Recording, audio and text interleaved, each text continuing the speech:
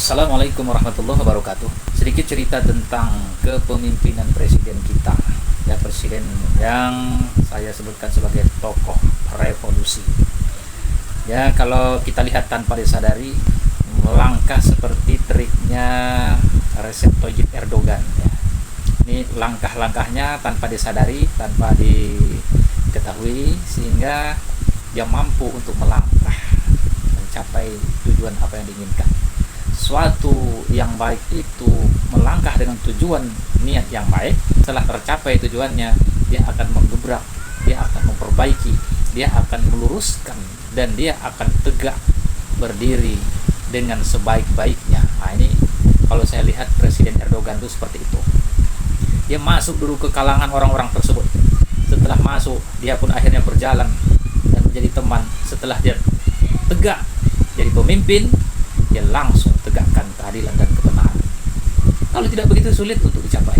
Di tengah-tengah polemik, di tengah-tengah sedang berjalan kekuasaan yang sulit untuk digeserkan, maka salah satu cara adalah kita terjun kita ke kelompok mereka.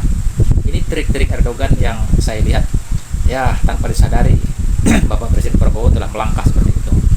Nah, ini menjadi suatu pembelajaran, dan Bapak Presiden kita menjadi tokoh perubahan dalam kepemimpinan yang betul-betul, ya, karakternya, bukan saya menguji, tidak, karakternya Umar bin Khattab, kadang keras, kadang lembut. Jadi ada kalanya keras, ada kalanya lembut. Nah, ini kepemimpinan yang seperti itu. Kalau terhadap kezaliman keras, tegakkan keadilan. Nah, itu seperti itu. Kalau terhadap rakyat lembut, dia santun. Begitulah kepemimpinan Umar bin Khattab, orang yang sangat ditakuti singa padang pasir, tegas demi kebenaran, tegak lurus untuk senantiasa berjalan di jalan yang benar. Nah, saudara-saudaraku sekalian, ini pemimpin kita ini sekarang nih, yang betul-betul kita sebagai rakyat Indonesia merasa bersyukur kepada Allah SWT. Terima kasih karena diberikan pemimpin yang bisa menegakkan keadilan di tengah-tengah negara kita, kemakmuran di rakyat kita, kemudian membawa rahmat lil alamin. Apa contohnya? Mampu untuk menyelesaikan antara Palestina dan Israel dan sekutu-sekutunya.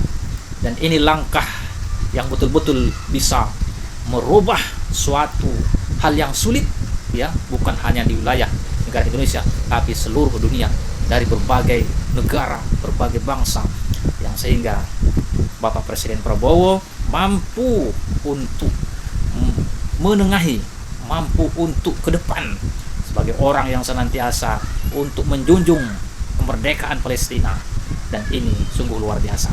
Mudah-mudahan Palestina merdeka, dan di situ ada usaha presiden kita, dan ini berkat rahmat Allah Subhanahu wa taala, dan semua pemimpin-pemimpin dunia dan ikut sesuai dengan apa yang diinginkan oleh presiden kita. Semoga Palestina merdeka, sama-sama rakyat adil makmur sentosa di seluruh wilayah Indonesia, dan menjadi negara waldatun thayyibatun warabun ghafur. Wassalamualaikum warahmatullahi wabarakatuh.